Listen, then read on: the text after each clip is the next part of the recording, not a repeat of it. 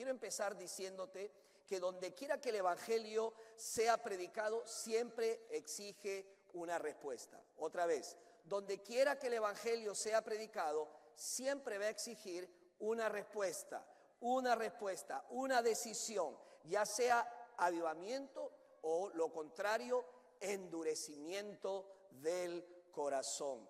¿Por qué? Porque donde Cristo es predicado, donde Jesucristo es presentado, las personas no pueden quedarse neutras, tienen que tomar una decisión, aun si no quieren levantar su mano, aun si no quieren pasar adelante, aun que se mantengan en silencio, ya ese silencio ya de por sí es una decisión. Hay otros que no, hay otros que van a responder de corazón a ese evangelio de Jesucristo, pero otros con endurecimiento del corazón. Hermanos, la luz de Jesús confronta la oscuridad. Todos sabemos que una pequeña luz de un fósforo, una pequeña lámpara en un cuarto oscuro es suficiente para erradicar la oscuridad que se pueda presentar. Así que la respuesta tiene que ser, lógicamente, la respuesta correcta es ¿qué? Arrepentimiento.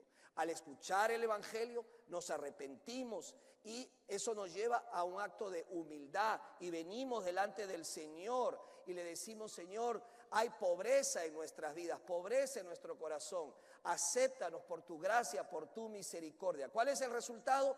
Avivamiento espiritual en nuestras vidas. Pero ¿cuál es la respuesta incorrecta? Frente al evangelio, frente a Jesús, confusión muchas veces, seguido por hostilidad, por ese rechazo hostil y por último, ¿cuál es el resultado? Endurecimiento del corazón. Déjeme decirle algo, escuche. Si uno rechaza la palabra, si uno rechaza el evangelio, ese corazón se va a volver duro, va a haber endurecimiento espiritual. Y eso es exactamente lo que vemos en Hechos capítulo 19, donde nos hemos quedado en nuestro estudio del libro de los Hechos. Y vamos a continuar, ahora nos toca el capítulo 19, el libro de los Hechos. Y espero que hoy escojas el avivamiento espiritual en tu vida. Así que vamos a leer nuestras Biblias en Hechos capítulo 19 y quiero ir directo al versículo 10 en adelante. Así que ahí vamos a tener la lectura de la palabra de nuestro Señor. Como preámbulo, como contexto, sabemos que ya Pablo está en su tercer viaje misionero, que lo inicia en el capítulo 18 de Hechos. O sea, estamos ahorita hablando del tercer y último viaje de Pablo, su viaje misionero. Vamos a ver lo que pasó en esta ciudad, en Éfeso, una ciudad de la cual hemos hablado, muy conocida también. Hechos capítulo 19, versículo 10 en adelante. Dice así: así continuó por espacio de 2 años, de manera que todos los que habitaban en Asia, judíos y griegos, oyeron la palabra del Señor Jesús. Ahí está Pablo predicando la palabra del Señor Jesús. Y verso 11 dice: y hacía Dios milagros extraordinarios por mano de Pablo, de tal manera que aún se llevaban a los enfermos los paños o delantales de su cuerpo, y las enfermedades se iban de ellos. Y los espíritus malos salían. Qué tremendo mover de Dios. Dice el verso 13: pero algunos de los judíos exorcistas ambulantes intentaron invocar el nombre del Señor Jesús sobre los que tenían espíritus malos, diciendo: os conjuro por Jesús, el que predica Pablo. Había 7 hijos de un tal Esceva, judío, jefe de los sacerdotes, que hacían esto. La banda de los Escevas, ¿verdad? Los 7 hijos. Mira lo que pasó, verso 15. Pero respondiendo el espíritu malo dijo, ¿qué dijo? A Jesús conozco y sé quién es Pablo, pero vosotros, ¿quién sois? Y el hombre en quien estaba el espíritu malo, saltando sobre ellos y dominándolos, pudo más que ellos, de tal manera que huyeron de aquella casa, ¿cómo? Y heridos. Y esto fue notorio a todos los que habitaban en Éfeso, así judíos como griegos, y tuvieron temor todos ellos, y era magnificado el nombre del Señor Jesús. Y muchos de los que habían creído venían confesando y dando cuenta de sus hechos. Asimismo, muchos de los que habían practicado la magia trajeron los libros y los quemaron delante de todos. Y hecha la cuenta de su precio, hallaron que era 50,000 piezas de plata. Así crecía y prevalecía poderosamente la palabra del Señor. Pasando estas cosas, Pablo se propuso en espíritu ir a Jerusalén después de recorrer Macedonia y Acaya, diciendo: después que haya estado allí, me será necesario ver también a Roma. Y enviando, verso 22, y enviando a Macedonia a 2 de los que le ayudaban, Timoteo y Erasto, él se quedó por algún tiempo en Asia. Ahora mire lo que sucedió. Hubo por aquel tiempo ¿qué dice? Un disturbio no pequeño, o sea, fue tremendo esto, acerca del camino, o sea, acerca del movimiento de seguidores de Jesús, así se le llamaba antes, el camino. Porque, dice 24, porque un platero llamado como Demetrio, que hacía de plata templecillos de Diana, esos templecillos, daba no poca ganancia a los artífices, a los cuales, reunidos con los obreros del mismo oficio, dijo: varones, sabéis que de este oficio obtenemos nuestras riquezas, pero veis y oís que este Pablo, no solamente en Éfeso, sino en casi toda Asia, ha apartado a muchas gentes con persuasión, diciendo que no son dioses los que se hacen con las manos. Y no solamente hay peligro de que nuestro negocio venga a desacreditarse, sino también que el templo de la gran diosa Diana sea estimado en nada y comience a ser destruida la majestad de aquella a quien venera toda Asia y el mundo entero. Cuando oyeron estas cosas, se llenaron ¿de qué? ¿Y qué más hicieron? Gritaron diciendo: grande es Diana de los Efesios. Y la ciudad se llenó de confusión, y a una se lanzaron al teatro, arrebatando a Gayo y a Aristarco, macedonios compañeros de Pablo. Y queriendo Pablo salir al pueblo, los discípulos no le dejaron.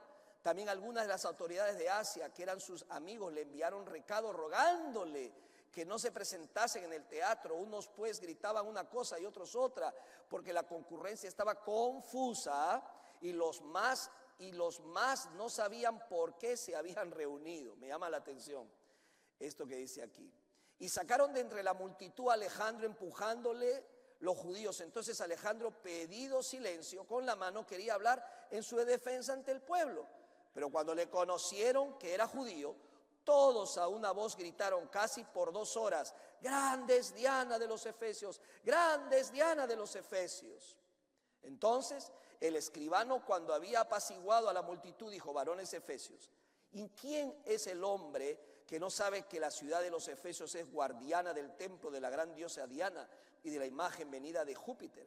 Puesto que esto no puede contradecirse, es necesario que os apaciguaseis y que nada hagáis precipitadamente, porque habéis traído a estos hombres sin ser sacrílegos ni blasfemadores de vuestra diosa.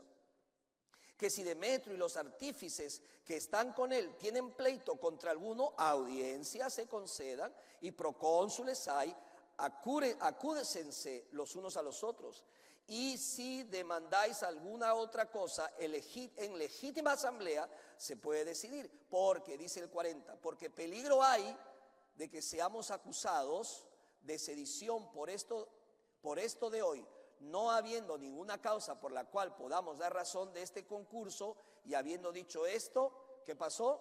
Despidió la asamblea. Hoy quiero compartir con ustedes este tema: avivamiento o endurecimiento.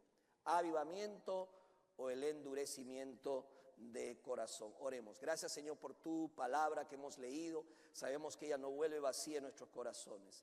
Permítanos recibirla y responder en el nombre de Jesús. Amén. Hay 2 respuestas al evangelio, hermanos. No hay algo medio, no hay intermedio, no hay grises. O respondemos con avivamiento, lo cual implica un resultado de arrepentimiento y humildad, o se responde con endurecimiento. ¿Cuál es el resultado? Hostilidad, obstinación y hostilidad. Muchos de estos de Efesios, los efesianos, estaban rechazando el movimiento, el camino de los seguidores de Jesús, y eso les trajo un endurecimiento del corazón. Vamos a ver las características del endurecimiento que aquí vemos y luego vamos a ver las características de un verdadero arrepentimiento. Porque déjame decirte algo, el mismo endurecimiento que vimos aquí en nuestra lectura es el endurecimiento del corazón de hoy. ¿Por qué? Porque hay unas características bien particulares cuando hay ese endurecimiento. Por ejemplo, primero, mentalidad de multitud. ¿Qué significa la mentalidad de multitud? Es decir, una convocación de masas, una convocación de gran público. O sea, se trata de traer la mayor cantidad de personas. ¿Para qué? Para rechazar, para ir en contra de algo, ¿no? Para protestar. Eso es lo que estamos viendo aquí. Mucha gente piensa, dice, hoy la mayoría tiene la razón. Hermanos, si así fuera, ¿cómo estaría el mundo? La mayoría se equivoca muchas veces, pero muchos de estos movimientos, ¿verdad?, endurecidos, buscan adeptos, buscan hacer marchas, buscan protestas. Muchos ni siquiera saben por qué protestan. No sé si usted ha visto cuando salen a los periodistas a entrevistarlos, a los jóvenes a veces, porque los convencen, ¿no?, para salir a las marchas. Dice, ¿por qué están marchando? No sé por qué, pero todos han salido. Yo también quiero salir a marchar. No entienden, no comprenden, pero está de moda marchar, está de moda protestar. Desafortunadamente algunos incluso pierden la vida. En mi país una congresista se le grabó un mensaje donde ella decía, si no hay muertos en la marcha, no tuvimos éxito. Una congresista de izquierda, si no hay muertos en la marcha, no tuvo éxito la marcha de protesta. Así piensan. Ese es el espíritu de la multitud. ¿Y en qué termina? Por lo general termina en violencia. Siempre se desata la violencia. Siempre hay caos. La idea es sembrar caos, anarquía. La idea es romper lo que tengamos que romper, destruir lo que tengamos que destruir. Y si es la propiedad privada, mejor todavía. Y muchos de estos movimientos lo que buscan es silenciar a los cristianos. Silenciar, acallar al cristianismo. ¿Por qué? Porque va en contra de los valores de este mundo. Y detrás de eso, por lo general, también hay intereses financieros. ¿Quién cree usted que financia las grandes marchas? ¿De dónde sale el dinero? Muchas veces de hombres que financian, que ponen el dinero para comprar los carteles y hacer todas estas marchas, porque el dinero revela el corazón. Hay intereses económicos. En Éfeso lo vemos. Este hombre, los plateros, los que hacían estas estatuillas, estaba muy preocupado porque el negocio estaba siendo amenazado. Y él convoca con los otros, ¿para qué? Para que cojan a estos creyentes que estaban predicando la palabra del Señor, porque estaban atentando contra sus negocios. Déjeme decirle algo, solo le voy a dar un ejemplo. El aborto, la industria del aborto factura millones de dólares. Por eso que usted ve muchos movimientos que salen, que protestan a favor del aborto. ¿Por qué? Porque se corre mucho dinero y nadie quiere perder esas cantidades de dinero que ingresan por hacer esas prácticas que va en contra de lo que enseña la palabra del Señor. La idolatría sexual también es una característica de estos movimientos. ¿Por qué? Porque se quiere hacer lo que se quiere hacer. Nadie nos tiene que decir lo que tenemos que hacer con nuestro cuerpo. Y eso lleva a un estado de endurecimiento del corazón. Vaya conmigo a Romanos para darle solo rápidamente un ejemplo de lo que estoy hablando, porque la Biblia lo describe muy claramente. En Romanos capítulo 1, dice Romanos 1, versículo 18. Romanos 1:18 dice, porque la ira de Dios se revela desde el cielo contra la impiedad e injusticia de los hombres que detienen con injusticia la verdad. Porque lo que de Dios se conoce les es manifiesto a la gente, a los hombres. Pues Dios se lo manifestó. Porque las cosas invisibles de Él, ¿qué cosas? Su eterno poder, ¿qué más? Deidad, se hacen claramente visibles desde la creación del mundo, siendo entendidas por medio de las cosas hechas, de modo que no, ¿qué dice? No tienen excusa. Pues habiendo conocido a Dios, no le glorificaron como a Dios, ni le dieron gracias, sino que se envanecieron en sus razonamientos y su necio corazón fue entenebrecido, dice la Biblia. Profesando ser sabios, se hicieron necios Y escucha, y cambiaron la gloria del Dios incorruptible en semejanza de imagen de hombre corruptible, de aves, de cuadrúpedos y de reptiles. Por lo cual, esto que yo quiero llamar tu atención, por lo cual también Dios, ¿qué dice? Los entregó a la inmundicia, en la concupiscencia de sus corazones, de modo que deshonraron entre sí sus propios cuerpos, ya que cambiaron la verdad de Dios por la mentira, honrando y dando culto a las criaturas antes que al Creador, el cual es bendito por los siglos. Amén. Verso 26. Por esto Dios los entregó. ¿A qué? A pasiones vergonzosas, pues aún sus mujeres cambiaron el uso natural por el que es contra naturaleza, y de igual modo también los hombres, dejando el uso natural de la mujer, se encendieron en sus lascivias unos con otros, hablando de la homosexualidad, del lesbianismo, cometiendo hechos vergonzosos, hombres con hombres, y recibiendo en sí mismo la retribución debida a su extravío. Y como ellos no aprobaron tener en cuenta a Dios, Dios los entregó a una mente que dice, reprobada para hacer cosas que no convienen. Rechazaron la gloria de Dios, rechazan a Dios. Dice, Dios los entrega, y en esa entrega los suelta, y ese corazón se endurece. Hay un endurecimiento del corazón. Por eso estas reacciones adversas en contra del evangelio y la verdad. Dios los entrega y los corazones se endurecen. Esa es la descripción, la radiografía de lo que es el endurecimiento del corazón. Pero por el contrario está el avivamiento espiritual. ¿Qué es avivamiento espiritual? Muchas veces pensamos que avivamiento espiritual es cantar, estoy avivado, estoy cantando. O avivamiento espiritual es llorar. Mire, hay personas que lloran más en una boda que el servicio.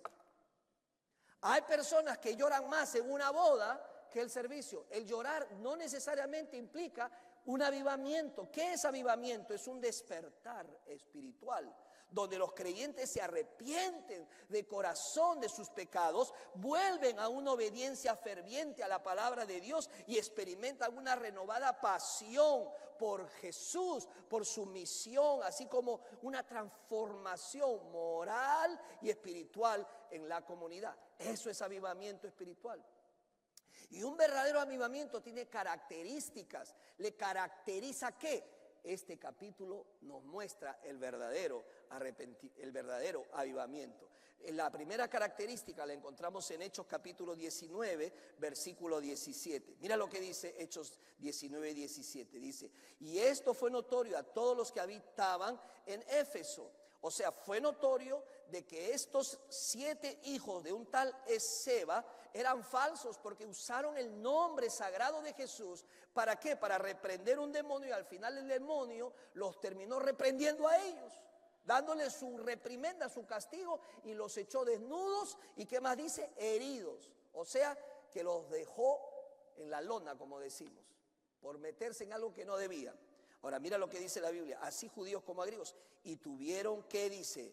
Temor todos ellos.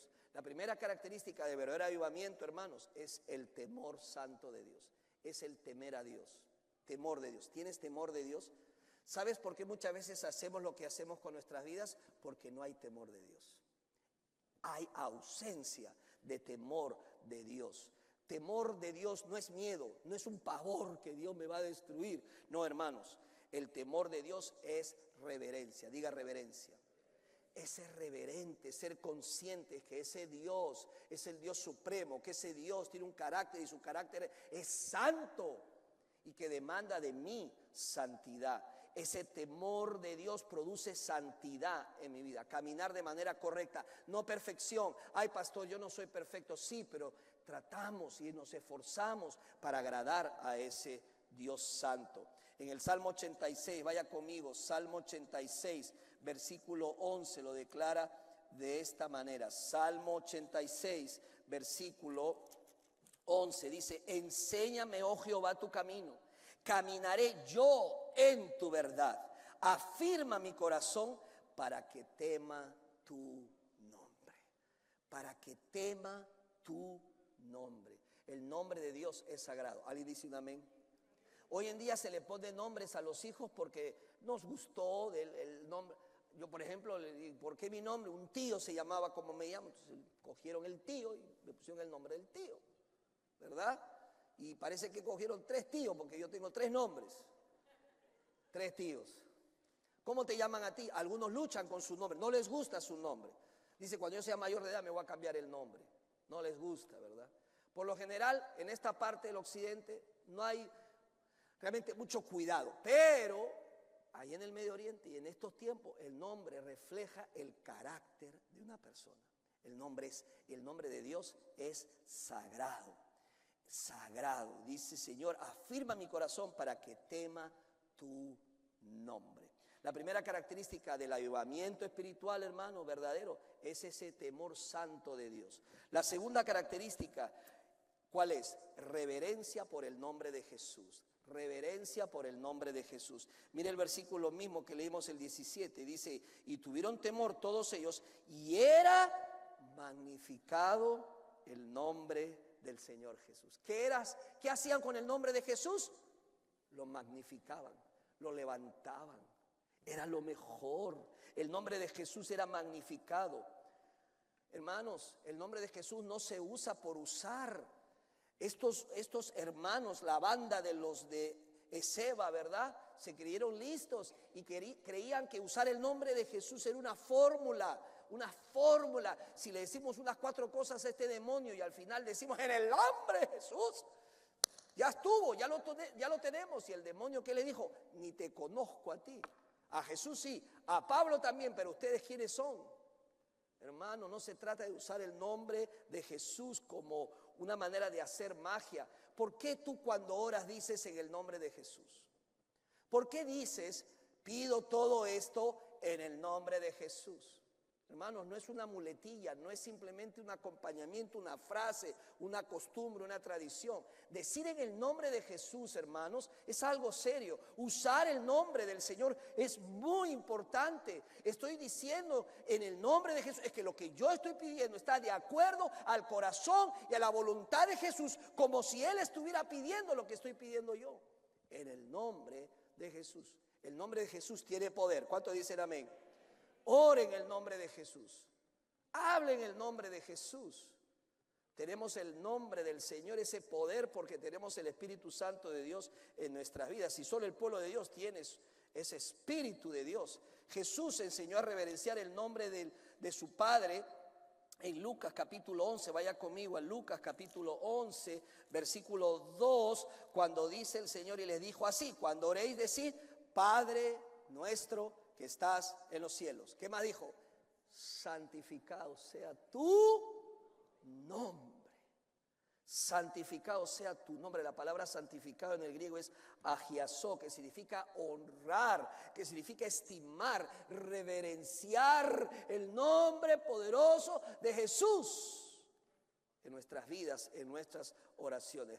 Reverencia al nombre de Jesús. Tercera característica, confesión de pecados. Pues, hermano, hermana, cuando hay un verdadero avivamiento, hay una sincera confesión de pecados. No es golpearte el pecho, ay Señor, me equivoqué y no lo voy a hacer, y la próxima semana vuelve a hacer lo mismo, y vuelve a hacer lo mismo, y vuelve a hacer lo mismo. No es un verdadero avivamiento, porque no hay confesión verdadera. ¿Qué dice la Biblia que hicieron estas personas? Mire el capítulo 19, versículo 18. Abajo dice, y muchos, están conmigo, el versículo 18, Hechos 19, 18, dice, y muchos de los que habían creído venían confesando y dando cuenta de sus hechos. ¿Qué hacían ellos? Confesaban sus pecados. ¿Qué es confesar? ¿Qué es confesar pecado? Confesar es admitir, estar de acuerdo con Dios que lo que he hecho, que lo que he pensado, que lo que he mirado, que lo que he tocado está mal. Señor, no lo justifico, no lo racionalizo, acepto mi responsabilidad. Perdóname, Señor, de corazón. La Biblia dice en primera de Juan 1:9, si confesamos nuestros pecados, dice si confesamos nuestros pecados. No dice si el hermano confiesa sus pecados. No te preocupes tanto por el hermano, preocúpate por ti. ¿Alguien puede decir un amén? ¿Qué estás haciendo con tu vida? Porque somos bien ligeros al señalar a otros y juzgar a otros antes que nosotros mismos. Dice, si confieso mi pecado delante de Dios, Él es fiel. ¿Quién? Dios. Y es justo. ¿Para qué? Para perdonar nuestros pecados y limpiarnos de toda maldad. ¿Porque lo merezco? No, por lo que Cristo hizo en la cruz del Calvario. Amén. ¿Y a quién vas a confesar? A Jesús. Señor Jesucristo, me presento delante de ti. Solamente el Señor puede traer perdón a nuestras vidas, porque Él es el único mediador. Vaya conmigo a 1 Timoteo capítulo 2 versículo 5. 1 Timoteo capítulo 2 versículo 5. No sé si usted ha leído alguna vez este pasaje, quizá le va a chocar, le va a asombrar, pero es palabra de Dios, es palabra de Dios. Dice 1 Timoteo 2:5, porque hay un solo Dios y un solo mediador entre Dios y los hombres, Jesucristo hombre. Escúcheme lo que le voy a decir, amigo, amiga que está mirándome, que está del otro lado o está aquí. María no es la intercesora de nosotros. Ningún santo es intercesor de nosotros. El único mediador, el único que está entre el Padre y nosotros, la Biblia dice, el único, que es el único, solo Jesús es el mediador. No vaya donde María, no vaya donde los santos, vaya a Cristo. Él es el único mediador entre Dios y los hombres, dice la palabra del Señor. Hermanos, confesión trae sanidad a nuestras vidas y trae restauración. Confiese al Señor, pero a veces no sentimos sanidad en nuestro corazón. Ha pasado en la consejería y dice, pastor, yo ya he pedido perdón a Dios, pero aún sigo con la herida, aún sigo con esta crisis en mi corazón. Vaya conmigo a Santiago, quizás aquí le va a ayudar lo que la Biblia dice. Santiago capítulo 5 versículo 16. Santiago 5:16 dice así: confesaos vuestras ofensas unos a otros y orad unos por otros para que seáis sanados. La oración eficaz del justo puede mucho. ¿Qué significa esto? Cuando tú pecas, vas delante de Dios y le dices, Dios, perdóname. Él te da el perdón. Sabemos que Jesucristo es el mediador entre el Padre y nosotros. Pero cuando empiezas a sentir esa sanidad en tu corazón, cuando se lo confiesas a otra persona. ¿A quién? A una persona de confianza, no que lo vaya a postear en el Facebook al día siguiente. A una persona madura en la fe, al cual le dices, he pecado y quiero confesarlo, quiero admitirlo y quiero reconocerlo. Y vas a empezar a sentir esa sanidad en tu vida. Esa tercera característica de un avivamiento es la confesión de pecado, pero también la renuncia al pecado. La cuarta característica, renunciar. ¿Qué es renunciar? Dejarlo ir, se acabó, no vuelvo a tocarlo, no vuelvo a mirarlo, no vuelvo a ir hacia atrás. Renuncia al pecado. Déjeme decirle algo. Hay creyentes que vienen a la iglesia, cantan y hacen lo que cualquier cristiano hace, pero todavía les atrae el mundo. De vez en cuando se dan sus escapadas, se van. ¿Por qué? Porque el mundo todavía está allí. Tienen ese gusto, esa preferencia, esa inclinación. El mundo los atrae. Déjame darte un ejemplo. Israel, ¿se acuerdan del pueblo de Israel que estuvo en Egipto esclavizado? Dios escuchó su clamor y Dios los sacó al pueblo de Israel de Egipto. ¿Los llevó a dónde? Al desierto. El pueblo de Israel salió de Egipto, pero Egipto no salió de su corazón. ¿Alguien puede decir amén? Ese es el problema. Muchos cristianos tienden, muchas personas creyentes son arrastrados al mundo, anhelan, extrañan el mundo. No hay un verdadero avivamiento. Por eso de vez en cuando los ves, fiestas, tomando, bailando, en parrandas. ¿Por qué? Porque les atrae ese mundo. No lo pueden soltar, todavía los arrastra. Y con esa conducta también arrastran a otros, se hacen tropezar a otros, que es lo más triste. ¿Qué dice la Biblia? Renuncia al pecado. El verdadero avivamiento trae una renuncia al pecado. Eso pasó con los hermanos de Efesios. Mira lo que dice Hechos capítulo 19, versículo 19. Vuelve a tu Biblia, a Hechos capítulo 19, versículo 19. ¿Lo puedes leer? ¿Qué dice? Mira lo que dice ahí. Claramente dice la palabra del Señor lo siguiente: asimismo, muchos de los que habían practicado la magia, escucha, muchos de los que habían practicado la magia habían, ¿qué es presente o pasado? pasado, habían, ya no lo hacen más, habían, dice, habían practicado la magia, trajeron los libros y los quemaron delante de todos. Y hecha la cuenta de su precio, hallaron que era 50,000 piezas de plata. 50,000, ¿qué dice? Piezas de plata. ¿Sabes cuánto equivale 50,000 piezas de plata? Agárrate la peluca. Bueno, no sé si alguien tiene peluca. Equivale aproximadamente a 15 millones de dólares hoy en día. 15 millones de dólares fueron quemados en una noche. ¿Sabes por qué? Las personas estaban más preocupadas por el costo espiritual de la hechicería y el ocultismo que por el valor económico de los libros. Ellos dijeron, si tenemos que quemar, lo quemamos, porque lo primero es lo primero y nosotros vamos a honrar a Cristo y eso de la magia tiene que terminar ya. ¡Wow! Querían una ruptura radical con todo lo impío en sus vidas, porque el Espíritu de Dios produjo un cambio profundo en sus corazones. En otras palabras, tenían un nuevo afecto. Antes sus afectos, su amor, su inclinación era lo oculto, era la hechicería, era el leer las cartas, las manos, adivinar el futuro. Pero Cristo, cuando llega a tu vida, cambia tu vida. Hay un verdadero avivamiento, un verdadero cambio. Y ellos ya no querían eso. Hermanos, yo he ido a casas en donde literalmente la familia ha dicho, pastor, ayúdeme, quiero quemar todos estos videos y todos estos libros, porque ahora pertenezco a Cristo. Y las tinieblas no pueden tener comunión con la luz. O somos de la luz o somos de las tinieblas. ¿Alguien puede decir un amén? Y esto es lo que hizo estas personas, tenían un nuevo afecto, un nuevo amor por Jesús. Era más valioso para ellos que cualquier Dios, poder, falsa fuente de confianza, cualquier cantidad de dinero.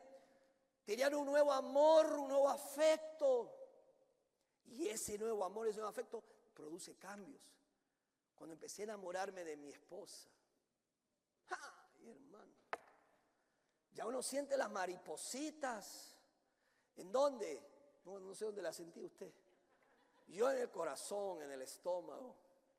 Y ese nuevo afecto me atraía hacia ella. Entonces eso me retaba a mí a hacerlo mejor, a lucir bien. Ya me peinaba con la gomina, ¿verdad? Sí. Ya me preocupaba en qué me pongo para que cuando ella me vea, el perfume. ¿Por qué? Porque tenía un nuevo amor. No es que tenía otros antes, sino que este nuevo amor era puro, aclarando, siempre bueno. El amor de mi esposa, de la persona que se iba a convertir la compañera de mi vida. Déjame decirle, hermano, hermana, cuando hay esa convicción, las personas quitan de sus hogares cosas que impiden su relación con el Señor. Es importante que periódicamente evaluemos qué cosas permitimos que entren en nuestros hogares, porque después estamos quejándonos. ¿A quién le abres la puerta a tu casa? Luego te quejas de las consecuencias, pero has traído maldición dentro de tu hogar porque le has abierto la puerta a cosas y personas que nunca debieron entrar. Y ahora lloras lágrimas cuando fuiste tú la que abriste la puerta de tu vida y de tu corazón a todo eso. Hay que hacer una evaluación, qué cosa permitimos. Hay que sacar todo eso, suscripciones, películas, personas, y decir, nunca más entran en mi casa porque están trayendo oscuridad a mis hijos, porque eso es lo peor, a tus hijos y a tus generaciones. Busque la palabra y no olvide que Él es su mayor bien y mayor alegría. Rechaza a todos los rivales y venera al Hijo de Dios que te amó y se dio por ti. Eso dice la Biblia en Gálatas capítulo 2, versículo 20. Vaya conmigo rapidito. Gálatas, vaya conmigo. Gálatas capítulo 2, versículo 20. ¿Qué dice la palabra del Señor? Con Cristo. ¿Con quién? Con Cristo estoy juntamente crucificado. Y ya no vivo yo, mas vive Cristo en mí. Y lo que ahora vivo en la carne, lo vivo en la fe del Hijo de Dios, el cual me amó y se entregó a sí mismo por mí. Hermano y hermana, si tú dices que eres de Cristo, el que decide ahora es Cristo.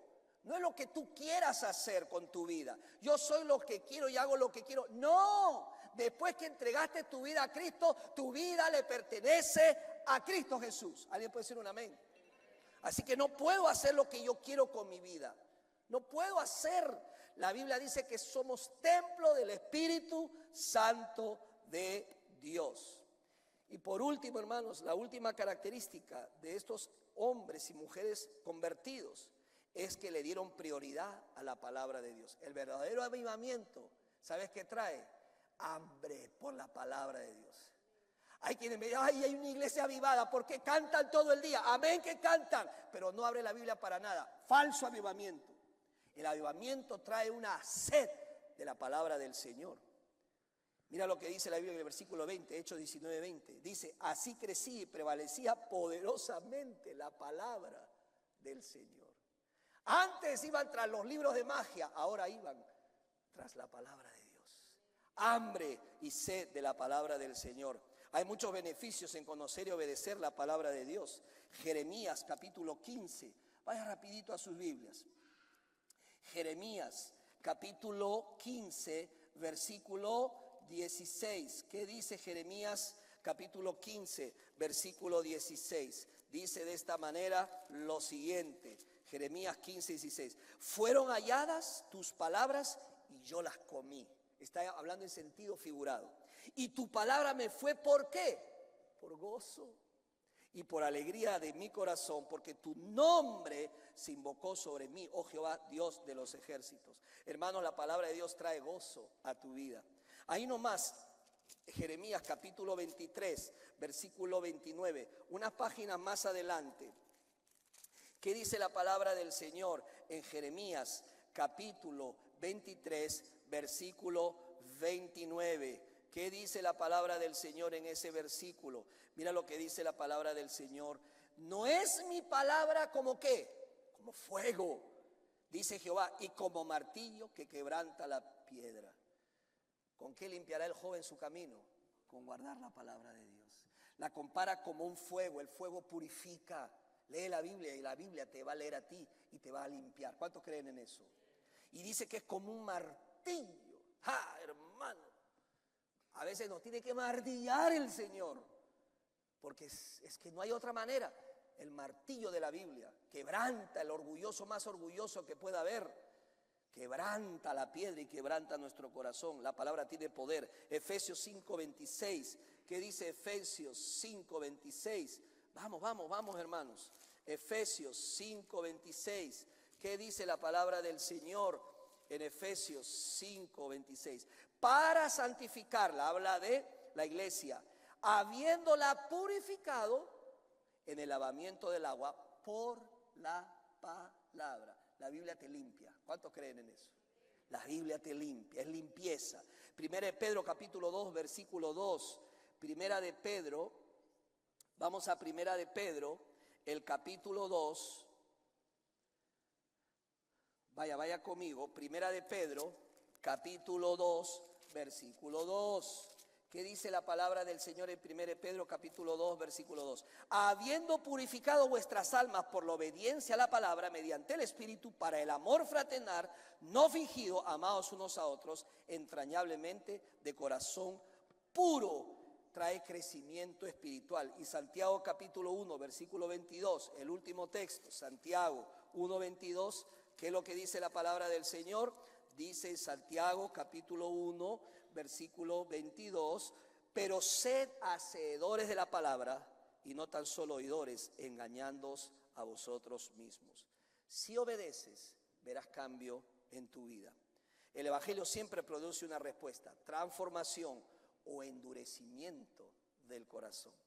Hoy estamos celebrando ¿qué? Domingo de Ramos. Obvio, ¿verdad? Porque tiene la rama en la mano. Si no se había enterado, ya se enteró. Hoy es Domingo de Ramos. ¿Hubo o no hubo verdadero avivamiento cuando Jesús entró a Jerusalén? Déjame decirte algo. No lo hubo. El rey que muchos celebran pero pocos obedecen. Ya, vaya conmigo si quiere recordar la escena, Mateo capítulo 21, Mateo capítulo 21, versículo 8 al 9. Mateo 21, Mateo 21, 8 y 9. Ahí está lo que pasó. 21, 8 y 9. Mira lo que pasó.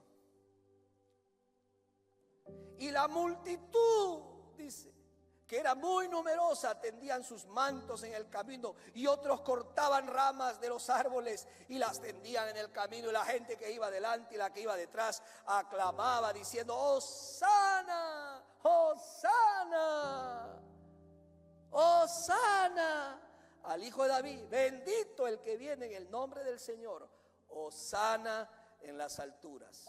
La multitud extendía mantos y agitaba ramas de palma. Pero pocos días después, muchos de esos labios pedirían su sangre. Esos mismos que dijeron Hosana, dijeron: crucifícale, crucifícale. Esos mismos. Cuidado con alabar a Cristo con tus labios el domingo, mientras tu corazón lo traiciona el resto de la semana. Este pueblo, dice Mateo 15:8, este pueblo de labios me honra, mas su corazón está lejos de mí. Jerusalén estaba llena, las calles abarrotadas se llenaron de voces, los mantos en el suelo, las palmas agitándose, una multitud gritaba: Hosana, Hosana, cuando vieron a Cristo. Pero debemos hacer una pregunta incómoda: ¿realmente sabían a quién estaban celebrando?